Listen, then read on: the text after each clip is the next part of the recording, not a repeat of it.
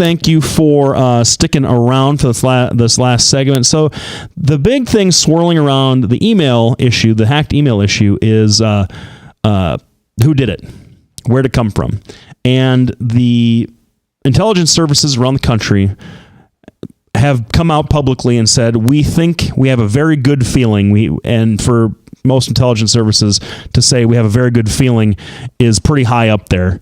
Although we've heard them say things like that before about other things that were completely wrong. Right. So who knows? But they've come out and so we have a pretty good authority that the Russians were behind this, working in back channels with WikiLeaks and Julian Assange.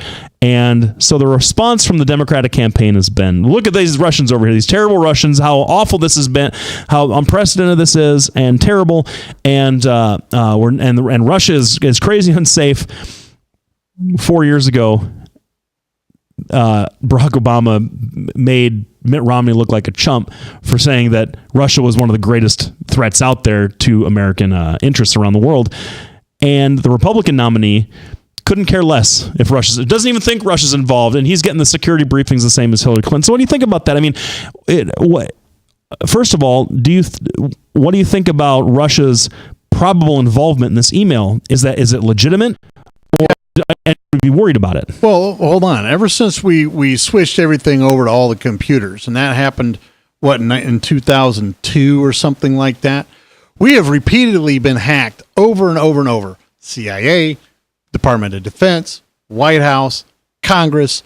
It happens all the time, over and over. And now, through Hillary's emails, all this other stuff, all these things, it's just getting hacked right and left. Well, Hillary's never been hacked, though. It's Podesta and people around the campaign. Yeah, and DNC. Yep, the DNC. And then the RNC's been hacked. Yep. Now, is the Russians doing it? Probably. You know what? Here's what, and I've said this before, and I'm going to say it again. I don't care what Putin denies, right? Because, the Europeans view this much differently. They think Trump's some boogeyman running around being a crazy ass. But the problem really is Putin and Donald hang out in the same circles. I'm sure they've met each other. Donald hasn't. This isn't the first time he's talked about meeting Putin, right? They all know each other. They all know all that stuff. It's like every psychiatrist in Des Moines I know. It's just a small club. So the bottom line is I think that he's confident that if he gets into power, or Trump gets into power, there's not going to be a big blow up between Russia and us. Number two, turns out Mitt Romney was right. I've said Russia is a resurgent Russia. And under Obama's watch, the entire Middle East is caught on fire, and the Russians have gone around being belligerent. Now, currently, they're taking a stance of belligerence, not necessarily because they're prepping for war, but because they're trying to, because, if you look at a cat facing off against a dog, cat gets all up and, even though that dog's going to chew it up. That's really what they're doing, right? 3, when you start looking at our security for our, super secret spy stuff, it's laughable. The Ukrainians laugh at us all the time because we think we're secure, and we're not. These people can break into anything. They can copy anything, and they don't have near the resources that the Russians do. So I have no doubt that the Russians are doing this. Does it make a difference? I don't know. Are they really trying to influence our election? Probably. But that's what happens all over the world. Shouldn't we care? Yeah, I think we should care, but there's not going to be a lot we can do. What are we going to do? Shut off the internet? Give it away to overseas? To people overseas? Well, that's what we did. We gave it away to people overseas. Well, there's the retaliation. What was that? The vague threat of retaliation against some Russian servers or something that I can't remember who said it was. It was recent. It was the last couple. You know what I'm talking about? Yeah, though. But the problem is some denial of service stuff. Let's face it. Russia doesn't have much of an economy. What they do have is the internet. They have cheap computers, and they got people that understand code, right? I mean, Matthias writes code. It's a friend of mine and my son's from way back.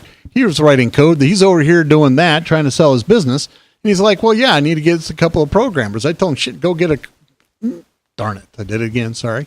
Go get yourself a couple of Ukrainians because, man, those guys hack everything.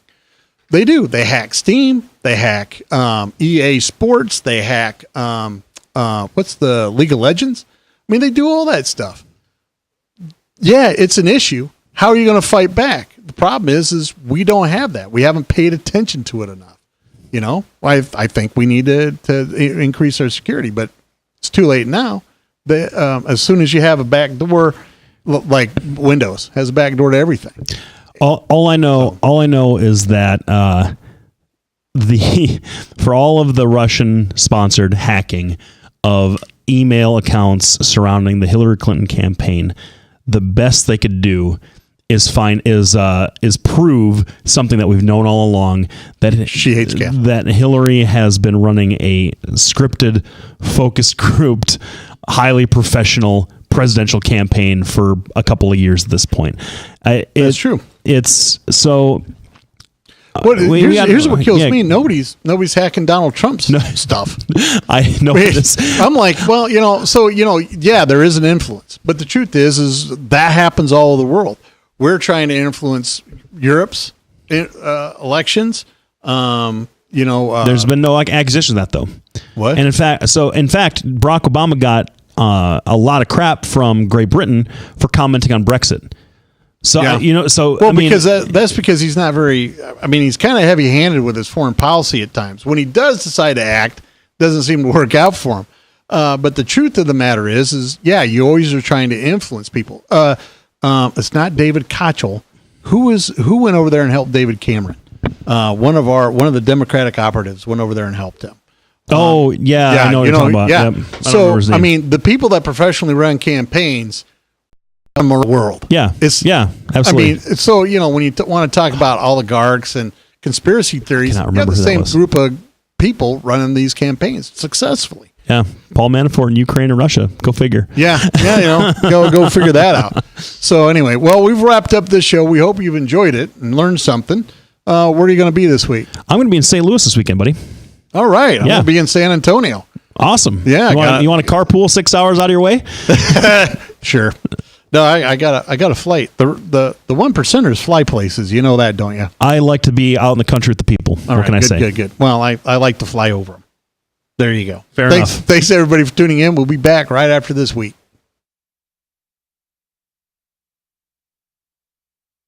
Hi, I'm Representative Tom Shaw, and I love these guys. Both of them.